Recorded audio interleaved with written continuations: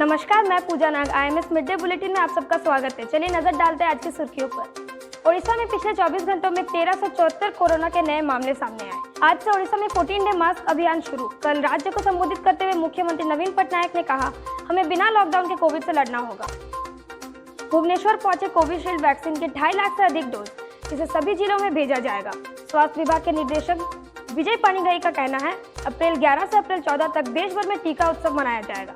कोविड-19 टीकाकरण पिछले 70 दिनों के अंदर ओडिशा में 40 लाख का आंकड़ा पार कर गया है। स्वास्थ्य विभाग का कहना है, पिछले 6 दिनों में 10 लाख लोगों ने टीका लगवाया। कोविड-19 के बढ़ते मामलों को देखते हुए आयुक्तालय पुलिस ने शुक्रवार को विवाह और अंतिम संस्कार से संबंधित कार्यों के लिए नए गाइडलाइंस जारी किए। कहा, विवाह और इससे संबंधित कार्यों के आयोजन के लिए स्थानीय पुलिस से लिखित या इलेक्ट्रॉनिक संचार के माध्यम से पूर्व अनुमति लेना अनिवार्य। शादियों में भीड़ को 50 तक कम कर दिया गया है। जुलूस पर प्रतिबंध। अंतिम संस्कार में केवल 20 लोग हो सकेंगे शामिल। देश के विभिन्न राज्यों में कोविड के बढ़ते मामलों से चिंतित विश्वविद्यालय अनुदान आयोग यूजीसी ने उच्च शिक्षा संस्थानों के लिए एक नई सलाह जारी किया। पत्र में यूजीसी के सचिव रजनीश जैन ने देश भर के सभी विश्वविद्यालय और कॉलेजों के कुलपतियों से महामारी की स्थिति से निपटने के लिए 5 गुना राजनीति पर ध्यान केंद्रित करने को कहा। आईएमएस के मिड डे बुलेटिन में आज के लिए इतना ही। आप देखते रहिए आईएमएस न्यूज। धन्यवाद।